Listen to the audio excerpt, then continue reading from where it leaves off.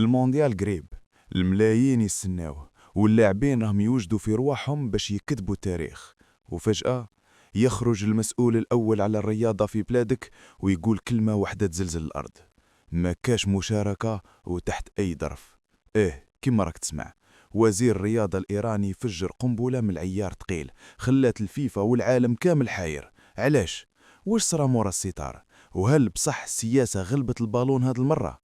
اليوم راح نغوصوا في كواليس القرار اللي صدم الملايين. الحكاية اليوم فيها بزاف تخلاط وكواليس ما تأهمنش. الخبر نزل كي صاعقة.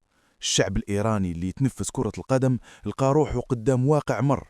الوزير الإيراني بتصريحه هذا ما راهوش غير ينهي حلم جيل، راهو يتحدى المنظومة الكروية العالمية. بصح علاش هذا التوقيت بالذات؟ هل هي قضية ملاعب محايدة، ولا خايفين من العقوبات، ولا الحكاية أعمق من هكذا وبدات من نهار اللي دخلت السياسة في المستطيل الأخضر؟ باش نفهموا واش صرا اليوم لازم نرجعوا ل 1982 و 1986. إيران عندها سوابق في الانسحاب لأسباب سياسية، بصح المرة هذه مكاش مشاركة تحت أي ظرف تعني باللي الخيوط تقطعوا قاع. إيران راهي تحس باللي الفيفا راهي تستعمل المكيالين، من جهة تسمح بمنتخبات وتمنع منتخبات، ومن جهة أخرى الضغط على طهران زاد بزاف بخصوص حقوق الإنسان والتدخل الحكومي في الفيدرالية. كاين اللي يقول باللي التصريح هذا مناورة سياسية كبيرة، الوزير راهو يرمي في البالون لجهة الفيفا باش ينقص الضغط الداخلي. بصح اللعابة واش دم طارمي وآزمون والنجوم اللي تعبوا باش يلحقوا لهذا المستوى؟ المونديال هو الواجهة، والقرار هذا يعني انتحار كروي. كاين تقارير تقول باللي كاين صراح أجنحة داخل طهران، جناح يحب ينسحب باش يحفظ الكرامة الوطنية، وجناح خايف من تجميد النشاط الكروي ل10 سنين.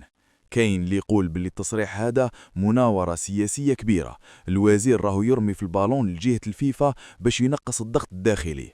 بصح اللعابة واش دم طارمي وآزمون والنجوم اللي تعبوا باش يلحقوا لهذا المستوى؟ المونديال هو الواجهة، والقرار هذا يعني انتحار كروي. كاين تقارير تقول باللي كاين صراع أجنحة داخل طهران، جناح يحب ينسحب باش يحفظ الكرامة الوطنية، وجناح خايف من تجميد النشاط الكروي ل10 سنين. في الشارع الإيراني السكات هو اللي راهو يهدر، الخوف من العقوبات والندم على حلم ضاع. ومن جهة الفيفا إنفانتينو راهو في موقف لا يحسد عليه، إذا سكت راهو كسر القوانين، وإذا عاقب إيران راح يخسر سوق كروي كبير في آسيا.